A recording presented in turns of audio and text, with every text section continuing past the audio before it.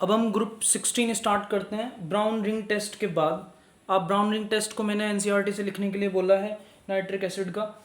उसके बाद ग्रुप 16 को हम कैल्कुलेशंस बोलते हैं। कैल्कुलेशंस मतलब जिसमें हाईली नेगेटिविटी चार्जेस की फॉर्मेशन हो।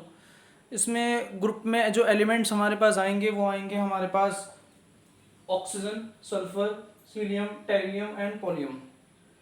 इसकी ट्रिक मैंने बताई, ओए सलमा से लेगी तेरी पॉकेट। इसके थ्रू इसको लर्न रख सकते हो सीरीज को।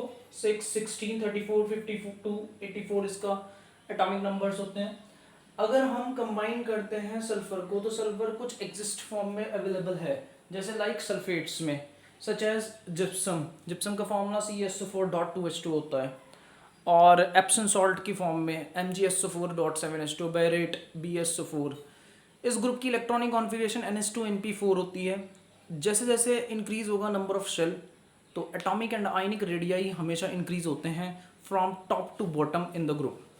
आयनाइजेशन एंथैल्पी डिक्रीज होती है डाउन द ग्रुप। और नेचर की बात करें तो ऑक्सीजन एटम जो होता है वो less negative electron gain enthalpy बनाता है सल्फर के कंपैरिजन। तो सल्फर के कंपैरिजन ऑक्सीजन ज़्यादा इलेक्ट्रॉन गेन एंथैल्पी की फॉर्मेशन रखेगा। इलेक्ट्रोनेगेटिविटी डिक्रीज होती है with increase in atomic number. Electronegativity हमेशा डिक्रीज होती है जैसे जैसे एटॉमिक नंबर इंक्रीज होगा। Metallic character increase from oxygen to पोलियम।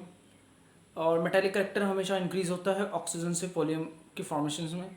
Large difference between melting point and boiling point of oxygen and sulphur may be explain on the basis of their atomicity. Oxygen exist diatomic molecules whereas sulphur exist polyatomic molecules. जैसे oxygen के सिर्फ और सिर्फ O2 की formation ही होती है, जबकि sulphur की S8 मॉलिक्यूल की फॉर्मेशन होती है। तो दो तरह के फॉर्म है हमारे पास, S8 है और O2 है। O2 केवल डायटोमिक बनाएगा, सल्फर हमारे पास पॉलीएटॉमिक बनाएगा। अब ऐसा क्यों होता है? क्योंकि ज़्यादा extra stable half filled p orbitals की जो इलेक्ट्रॉनिक कॉन्फ़िगरेशन होती है, ये ऐसा इसलिए होता है due to extra stable half filled p orbitals electronic configuration of group 15 elements larger amount of energy is required. उनको ज़्यादा अमाउंट में एनर्जी चाहिए to remove the electrons compare to group 16 elements. 15 वाले जो ग्रुप के एलिमेंट्स हैं उनमें ज़्यादा चाहिए एज कंपेरिजन टू 16। तो एक पॉइंट ये हमारे पास है। नेक्स्ट पॉइंट है effect of small size high electronegativity is the presence of strong hydrogen bond in H2O।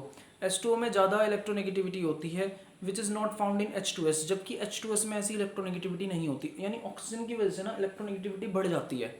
ठीक है, सल्फर जो है इतनी इलेक्ट्रोनेगेटिविटी नहीं रखता, ऑक्सीजन ज़्यादा इलेक्ट्रोनेगेटिविटी रखता है, तो इसलिए उसके अंदर ज़्यादा इलेक्ट्रोनेगेटिविटी की प्रेजेंस फॉर्मेशन हो जाती है हाइड्रोजन बॉन्डिंग की वजह से।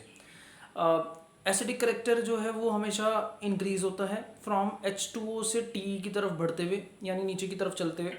Because decrease in bond enthalpy, क्योंकि नीचे की तरफ चलते हुए बॉन्ड एंथैल्पी डिक्रीज होती है।